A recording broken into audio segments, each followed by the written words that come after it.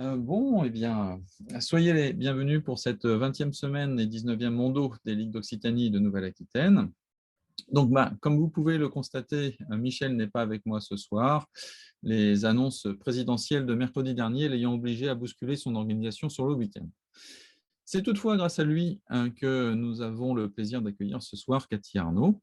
Alors, Cathy Arnaud, c'est la titulaire emblématique de la catégorie des moins de 56 de la seconde moitié des années 1980 et du début des années 1990. Cathy Arnaud, je crois que nous sommes nombreux, jeunes et moins jeunes, judokas de l'époque, à l'avoir accompagnée anonymement sur tous les podiums que je rappellerai brièvement, en oubliant peut-être quelques-uns, tant ils furent nombreux et prestigieux. 9 podiums au championnat de France Excellence, dont 4 titres. 6 podiums au championnat d'Europe, dont 4 titres. 3 podiums au championnat du monde, dont 2 titres. Sans oublier une médaille de bronze aux Jeux Olympiques de Séoul en 1988. Ce que je vais dire peut paraître paradoxal. Cathy Arnaud est 8e dan depuis peu. Et au regard de son palmarès, rien d'étonnant. Ce qui peut l'apparaître plus, en revanche, c'est que c'est une 8e dan qui est toujours sur les tatamis. Hier encore, tandis que je cherchais à la joindre pour mettre au point les derniers détails pour ce soir, je n'ai pu avoir que son répondeur, et ce n'est qu'après l'entraînement du pôle espoir qu'elle a pu me rappeler. Ainsi, si elle ne s'entraîne plus aujourd'hui pour elle-même, c'est semble-t-il cette même passion pour le judo qui s'exprime aujourd'hui au travers de la transmission vers les plus jeunes générations. Et je crois que c'est cette passion, cet engagement sur les tatamis qui nous la rend, à nous, simples judokas qui ne la connaissons pas personnellement, si proche. À tel point que j'ai été étonné, en préparant cette introduction, de découvrir que son prénom n'est pas Cathy, mais bien Catherine, mais que le monde du judo unanimement emploie ce diminutif affectueux. Je crois que c'est le gage du respect que nous lui témoignons tous. Permettez-moi de profiter aussi de cette occasion pour féliciter une autre Cathy, Meul, présente ce soir pour l'obtention de son 5e dan le week-end dernier, une autre passionnée du judo et dont le judo peut s'enorgueillir. Je reviens à Cathy Arnaud.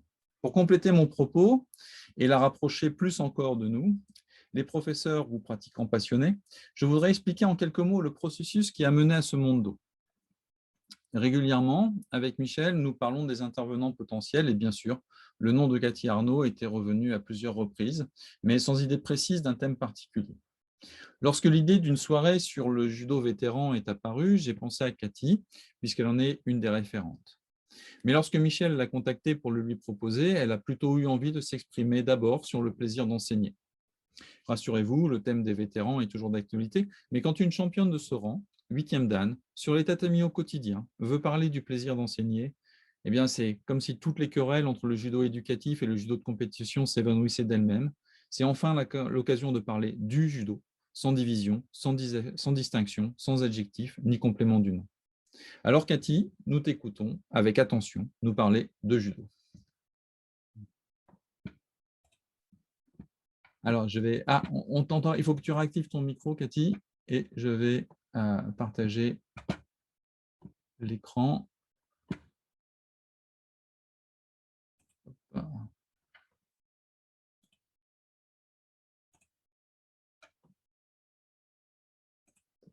Ah, on ne t'entend pas, Cathy. Tu n'as pas ton micro. Voilà. Voilà. Bonjour, bonsoir à tout le monde. Vous m'entendez maintenant? Oui. Avec mon petit accent, et je ne suis pas encore enrhumée, ça va aller. Dites-moi, vous m'entendez bien? Oui, pas de problème. Alors, je vais te demander, voilà, le plaisir d'enseigner. Pourquoi ce sujet? J'ai commencé le judo à l'âge de 8 ans et de ma passion, j'en ai fait ma profession.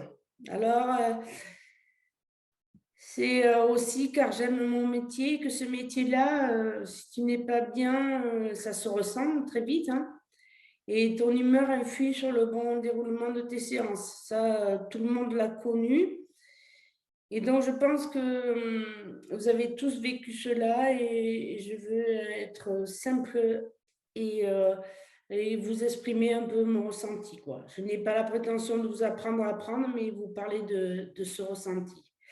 Merci à Michel, merci Yves, merci à tous ceux qui m'ont accompagné parce que si je suis là ce soir aussi, c'est parce que des gens ont été précieux pour moi et dans mon aventure et dans mon parcours.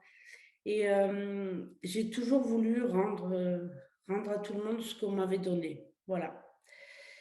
Le plan de ma séance sur la prochaine diapo, Yves, c'est je voulais m'exprimer au sujet du plaisir que j'ai eu en commençant le judo. Oui, j'avais jamais forcé pour aller au judo. Mon papa m'a jamais forcé, ma maman non plus, mais non. Et s'orienter aujourd'hui vers l'enseignement, ce n'est pas donné à tout le monde. Et je pense que la bonne personne au bon endroit, ça j'y crois. Et, donc, moi, je voudrais vous parler de la pédagogie que j'utilise, de la façon de passer les messages, parce que ça relève d'une sincérité. Voilà, j'ai rien à cacher. La relation entre l'enseignant et l'élève, la relation entre l'élève et l'enseignant doit être comprise, je pense. Et le rapport doit être de confiance, mais attention, aujourd'hui, plus qu'hier, à ce qu'on dit, comment on le dit et comment on fait, quoi. Voilà. On a aujourd'hui un peu ces difficultés-là, je le ressens énormément. Et moi, je voulais aussi parler de l'enseignant et l'entraîneur. Enseigner n'est pas entraîner.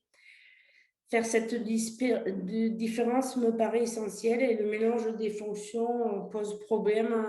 En tout cas, c'est pour moi l'accompagnement dans l'épanouissement du jeune. Il faut l'accompagner uniquement.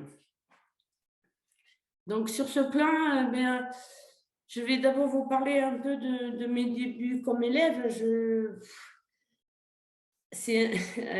le fais avec, ça me fait revenir un peu la larme parce que je mets le judoji pour la première fois au club de Semagne et suis enchantée par ma tenue vestimentaire. J'y resterai jusqu'à l'âge de 17 ans.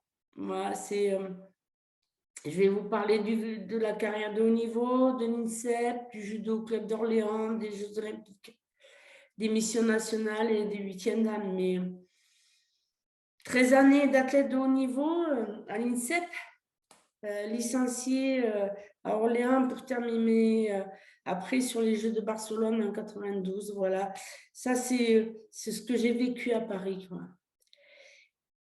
Actuellement, je suis 8e dan, BE2 CTT, c'est-à-dire conseiller technique territorial fédéral avec des missions sur le national, sur les vétérans, les grades, le judo loisir. Mais voilà, ce sont que des mots par rapport à des fonctions. Ouais. Moi, ce que je relève, c'est que c'était difficile de partir à 17 ans pour une aventure à la capitale. Mais ce n'est pas difficile aujourd'hui de rester dans le judo parce que j'aime ce que je fais. Voilà. Après, mon regard sur le judo, sur la diapositive qui vient, Yves,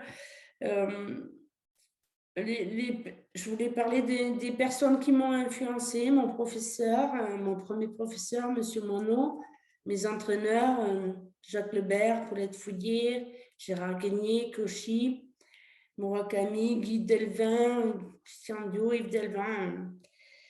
Et j'ai une énorme tristesse d'avoir perdu Paulette. C'est une grande dame pour moi, qui m'a donné beaucoup de satisfaction dans mon accomplissement de femme. Et en équipe de France, je réalise ce parcours sur 3 Olympiades. Voilà. Jean-Yves, il a parlé de mon palmarès, voilà, 13 années d'INSEP, palmarès, plusieurs fois championne de France, première sur le tournoi d'Orléans, première organisation, un grand tournoi avec une grosse médaille en bronze, je m'en rappelle encore comment elle était moche cette médaille. Ces 13 années, j'ai pu bénéficier d'immenses compétences d'entraîneur. Je dis d'immenses compétences parce qu'aujourd'hui, les compétences, elle se résume des fois à des diplômes.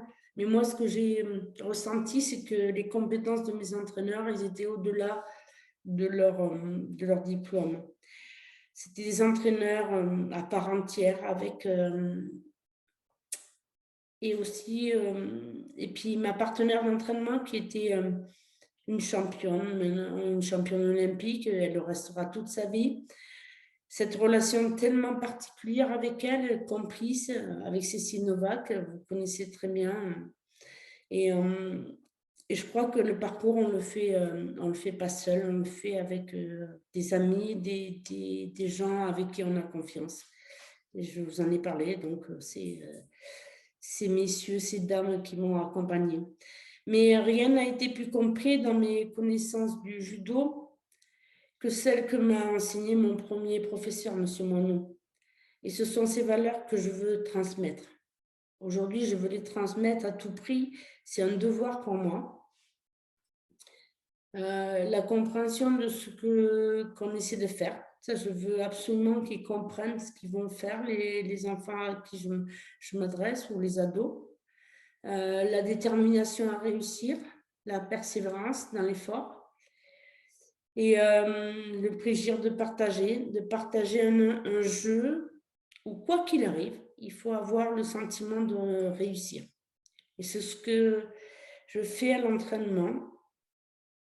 Et ce que je fais à l'entraînement paiera un jour ou l'autre en compète. Je leur dis souvent, vous inquiétez pas, mais prenez le temps de faire les choses. Et ce regard sur le judo, là, que je vous témoigne, eh bien, le moi, c'est donc rattaché au sujet, le plaisir d'enseigner. Parce que je pense que, voilà, je suis en phase. Le plaisir d'enseigner,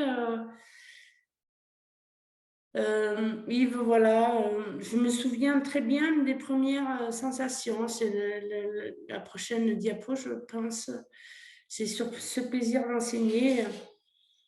Je me souviens très bien des premières sensations, du plaisir d'être pieds nus pour pratiquer tous dans la même tenue ensemble, garçon, fille, et puis une fille peut battre un garçon, voilà, c'est pas compliqué. L'important, c'est qu'on soit en phase et qu'on s'entende. À l'entraînement, on peut se battre. À la compète, on peut se battre. Le résultat, c'est pas important. Ce qu'il faut savoir, c'est le résultat de ce qu'on a vécu au moment du combat. Après, il y a apprendre les mots en japonais et leur signification. Et jamais ne se croire rêver, me disait mon prof. Ce sont les détails qui m'ont fait aimer le judo. Voilà, c'est ces mots japonais, ensemble, garçons et filles. Ce sont les détails, vraiment ces détails qui m'ont fait aimer le judo.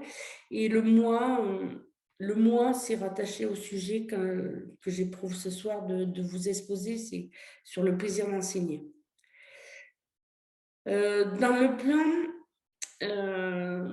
sur la prochaine diapo, je veux vous parler de ma motivation pour l'enseignement, une histoire de famille, oui, parce que, oui, effectivement, dans le plan, je veux parler de cette motivation de l'enseignement, parce que toute petite enfant, d'une tribu de 11 enfants, j'avais 6 sœurs et 4 frères, j'ai plus que 5 sœurs et 3 frères.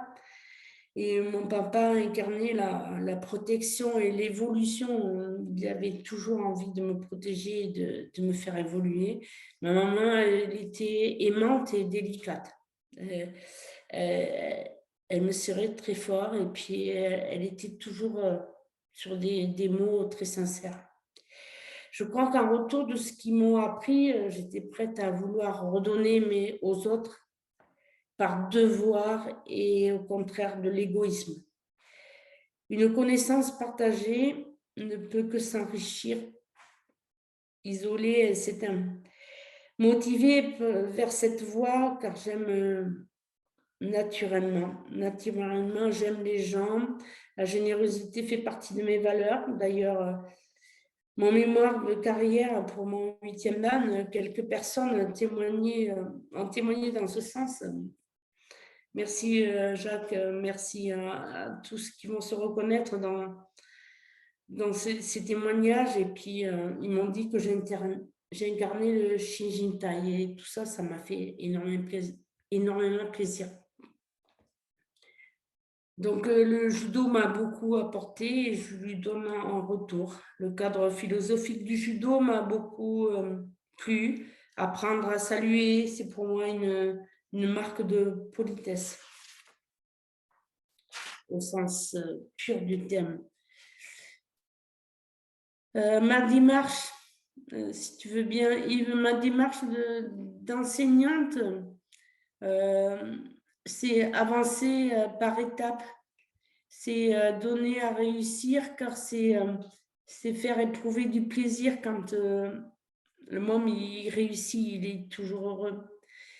Amener petit à petit le mouvement par des exercices de taïso ludiques, car j'ai souvenir qu'en jouant, j'apprenais mieux. Faire en sorte que très vite il y ait réussite, c'est éprouver du plaisir, voilà. Réussir, ben ouais, c'est plaisant. Quand tu fais que tomber, quand tu fais que perdre, quand tu n'as pas envie de continuer, quoi. Donc, donner un cadre philosophique pour rendre les techniques apprises intelligentes, ça c'est de mon ressort. J'apprends le judo comme un sport de combat dans lequel on ne porte pas de coups, on fait des balayages, des mouvements d'épaule. Moi, je vous raconte l'histoire, hein, mais des immobilisations, on s'exprime, voilà, on s'exprime par le cœur et par le corps. J'insiste beaucoup sur la courtoisie et le respect de l'autre. C'est rude, hein, certes, mais cela demande du courage pour y arriver, de l'engagement, beaucoup d'efforts. Mais grâce à ce code moral que souvent on banalise, code moral, ça ne me plaît pas du tout parce que moi je vais attacher beaucoup d'importance à ce code moral.